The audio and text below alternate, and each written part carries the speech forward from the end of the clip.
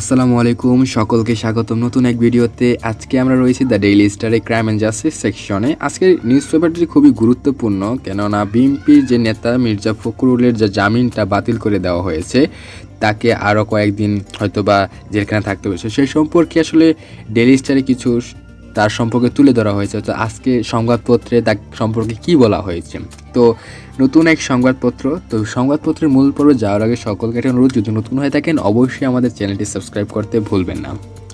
Mirza Fakhrul denied bell, অর্থাৎ মির্জা ফখরুলের যে জামিন অস্বীকার বা বাতিল করে দেওয়া হয়েছে।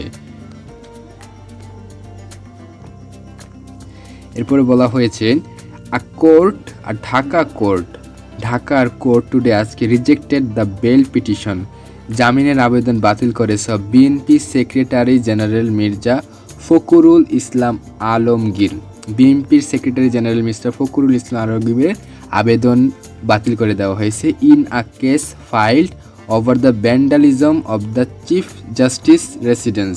যে প্রধান বিচারকের বাড়িতে যে ধ্বংসাত্মকের উপরে যে কেসটা নথি করা হয়েছে, তার উপরে যে তার কেস হয়েছে, সেই কেসের উপর যে জামিনটা ছিল সেই জামিনটা বাতিল করে দেওয়া হয়েছে।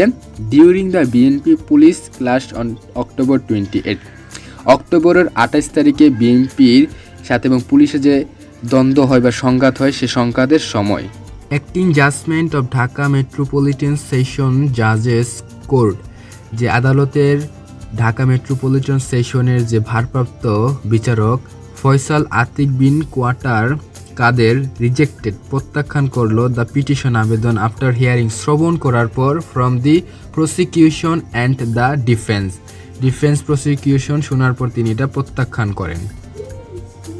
Mirza Fakhrul landed in jail on October 29, অক্টোবরের 19 তারিখে মির্জা ফখরুলকে জেলখানায় নেওয়া হয়।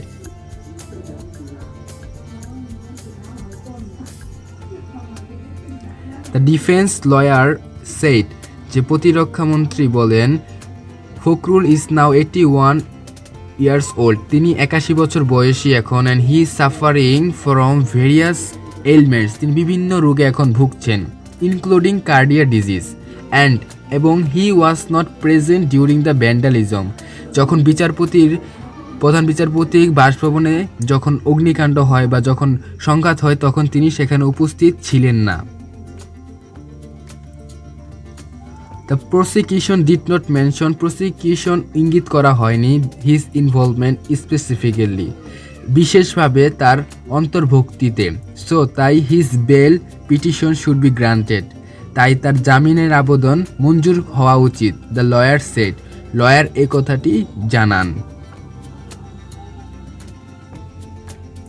While opposition the bail petition, যেখানে অপর পক্ষের আইন মন্ত্রীর আবেদন, Dhaka metropolitan public prosecutor Abdullah Abu told the কোর্টকে বলেন দ্যাট যে as per the direction and investigation, প্রত্যক্ষ এবং প্রমাণের ভিত্তিতে of Fakhrul and other top BNP leader, Fakhrul সহ অন্যান্য বিএনপির নেতাবৃন্দরা party leaders and activities had committed offense, পার্টির প্রধান এবং কর্মকাণ্ডরা অপরাধ ঘটিয়েছিল, including attacking the chief justice resident, যে প্রধান বিচারপতি বাসভবনে আক্রমণ করার মতন কিছু ঘটনা তারা ঘটিয়েছে, এটা প্রমাণসহ